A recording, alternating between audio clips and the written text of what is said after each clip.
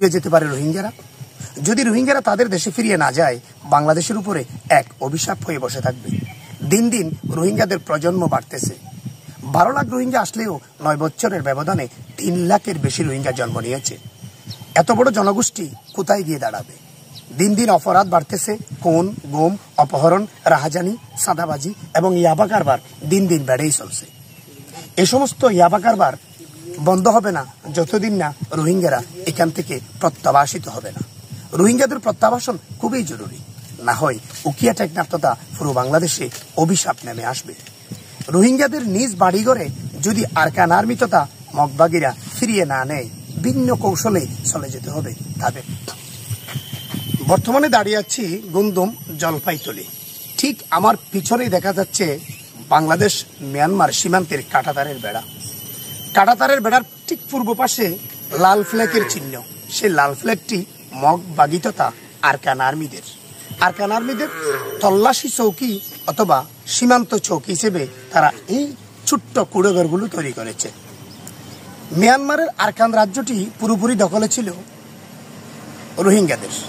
রোহিঙ্গাদের পূর্ব বসতি, তাদের জন্মস্থান, তাদের পূর্বের বসতি এবং আদি বসবাস ছিল একমাত্র রোহিঙ্গাদের।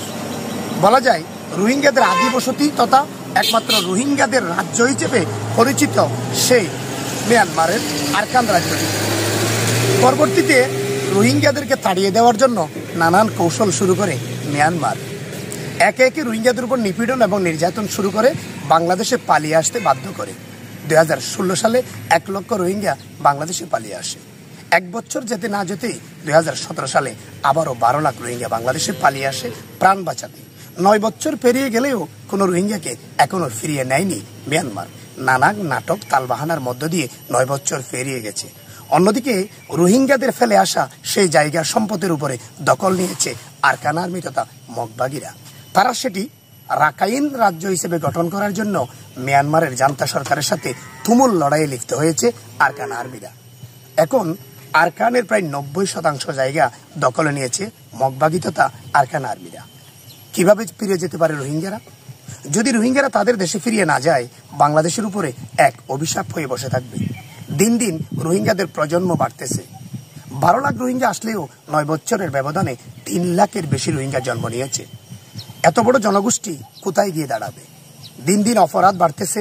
খুন, গুম, অপহরণ, রাহাজানি, সাদাবাজি এবং ইয়াবা কারবার দিন দিন বেড়েই চলছে। এ সমস্ত ইয়াবা কারবার বন্ধ হবে না যতদিন না রোহিঙ্গারা এখান থেকে প্রত্যাবাসিত হবে না। রোহিঙ্গাদের প্রত্যাবাসন খুবই জরুরি, না হয় উকিয়া টেকনাফ তথা পুরো বাংলাদেশে অভিশাপ নেমে আসবে। রোহিঙ্গাদের নিজ বাড়িঘরে যদি আরকান আর্মি তথা মগবাগিরা ফিরিয়ে না নেয়, ভিন্ন কৌশলে চলে যেতে হবে তাদের নিজ বাড়িতে। কেউ কখনো কারো স্বাধীনতা এনে দেয়নি। পৃথিবীর ইতিহাসের প্রত্যেকটা জিনিসের মাত্রায় যুদ্ধ করে অথবা রক্ত দিয়ে তারা তাদের দেশ অর্জন করেছে।